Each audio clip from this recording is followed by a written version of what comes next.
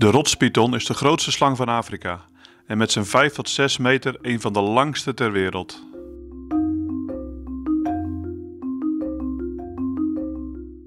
De rotspython doodt zijn prooi door verstikking en eet vaak dieren tot de grootte van de antilopen, soms zelfs krokodillen.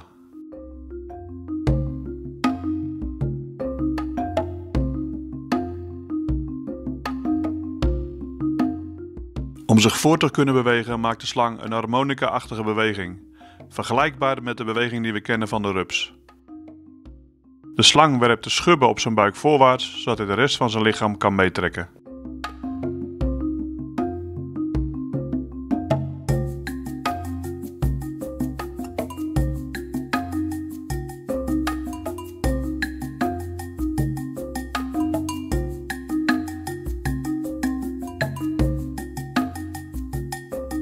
Ben je enthousiast geworden na het bekijken van deze video? Abonneer je dan op mijn kanaal om nog meer video's te zien. Maak een opmerking over wat je leuk vindt, deel hem met anderen en vergeet niet om deze video te liken.